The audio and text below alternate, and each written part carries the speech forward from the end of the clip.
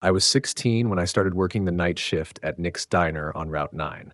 This was back in '83, when gas was still under 50 cents, and MTV was the hot new thing that everyone was going crazy for. Nick hired me because I was the only kid in Millfield who'd take the graveyard shift, midnight to 8, serving coffee to truckers and the occasional drunk trying to sober up before heading home. The diner sat at the edge of town where the streetlights gave up and the pine woods began. During the day, it was nothing special, just another roadside stop with cracked vinyl booths and a grill that had seen better decades. But at night, with only the neon sign buzzing in the darkness and the highway stretching empty in both directions, it felt like the last outpost before the world ended. Nick was a good man, thick around the middle with arms like ham hocks from 30 years of flipping burgers. He'd worked every job in that place before buying it from the previous owner, and he knew every trick to keep the old equipment running.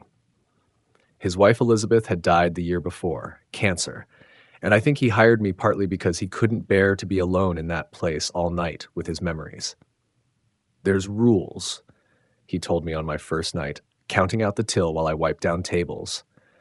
"Lock the doors at 2 if business is slow. Keep the coffee fresh. Don't let anyone sleep in the booths more than an hour." He paused, looking out the back window toward the dumpster and the tree line beyond. "And don't feed the stray dog, no matter what."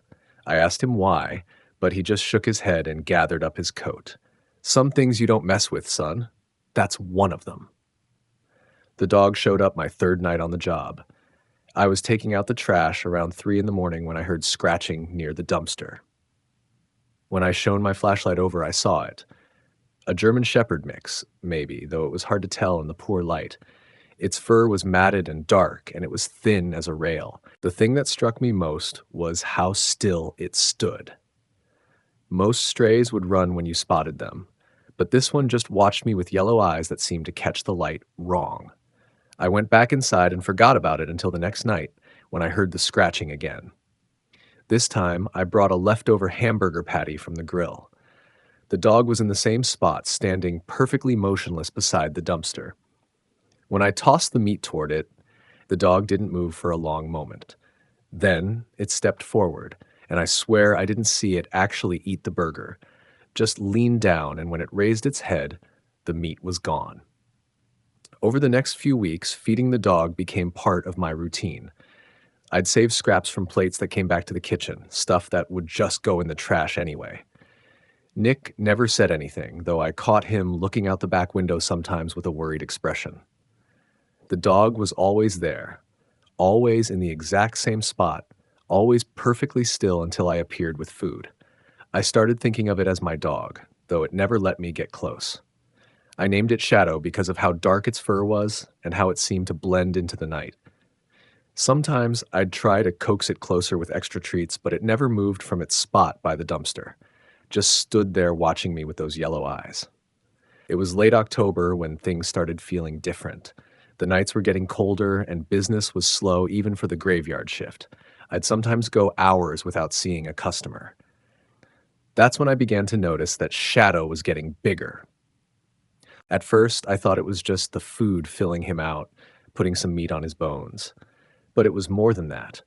The dog looked taller somehow, and its proportions seemed off. The head was too large for the body, or maybe the legs were too long.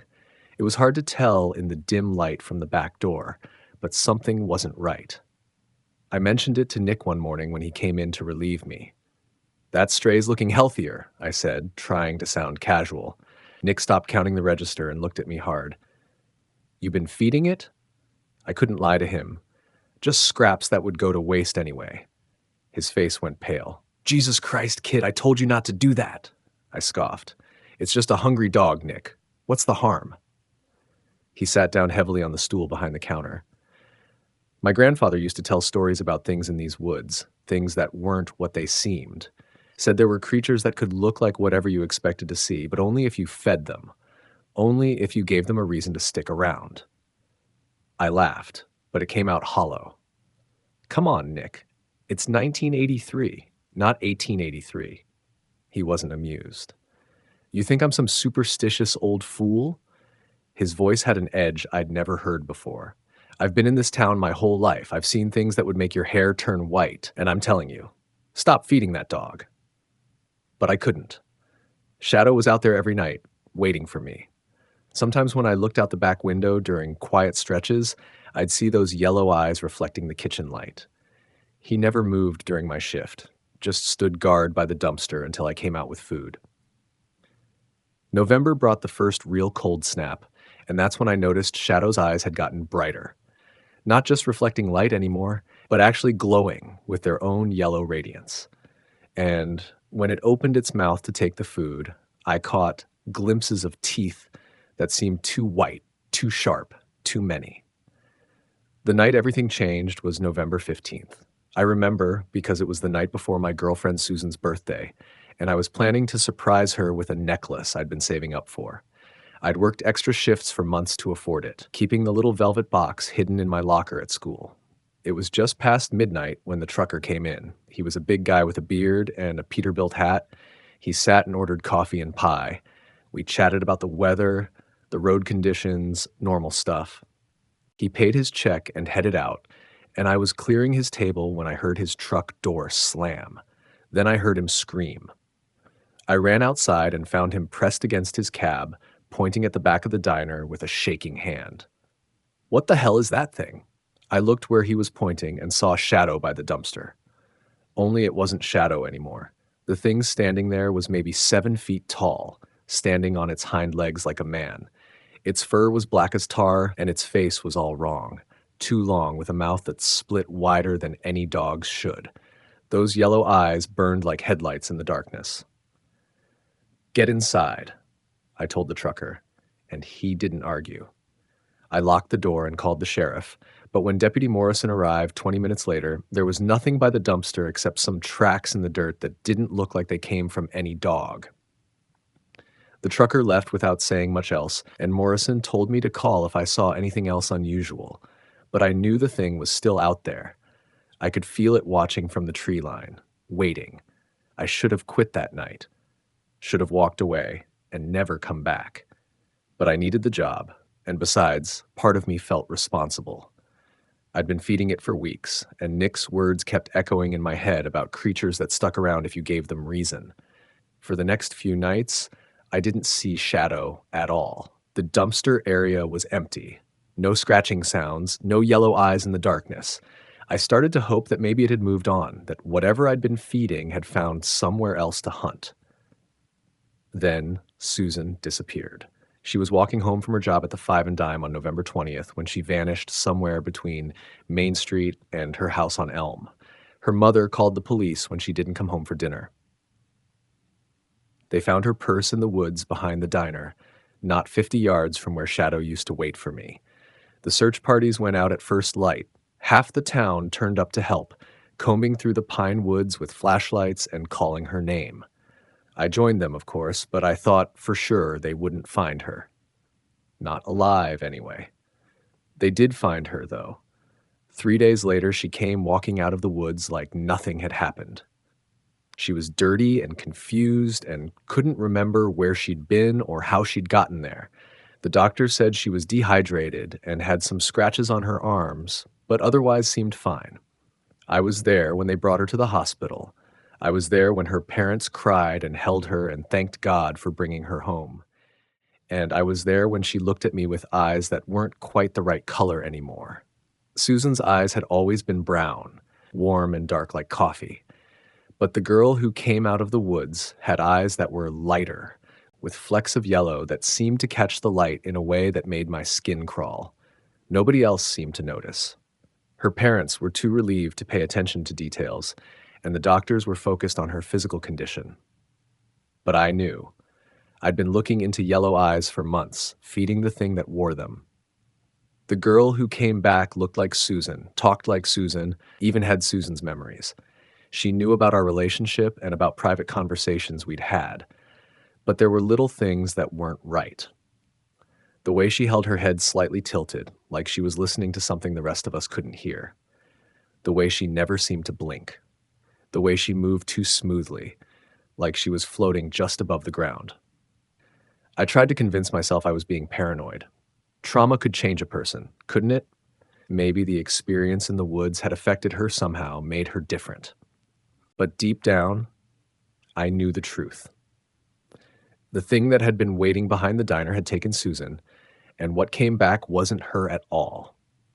I should have said something, should have told someone what I suspected, but who would have believed me? And what could I say? That I thought my girlfriend had been replaced by some kind of shapeshifter because her eyes were the wrong color? So I kept quiet. I played the part of the relieved boyfriend, visited her in the hospital, held her hand while she recovered. And all the while, those yellow-flecked eyes watched me with an intelligence that was too old, too knowing, too hungry. 2 weeks after Susan's return, I quit the job at Nick's. I told him I needed to focus on school, but we both knew the real reason. He didn't ask questions, just nodded and wished me luck. I think he was relieved. The thing wearing Susan's face graduated with our class the following spring. It went to the senior prom, smiled for pictures, even got accepted to the state college. But I knew it wasn't her. The real Susan, my Susan, was gone, taken by something I'd fed scraps to behind a roadside diner. I left Millfield after graduation and never went back. Joined the Army, served 2 tours overseas, came home to a different world. I built a life in Chicago, got married to a wonderful woman, had kids, but I never forgot about Susan, or the thing that took her place. Last month, I got a call from my old high school. They were putting together a memorial website for deceased classmates, and they'd found my contact information. The woman on the phone was very apologetic.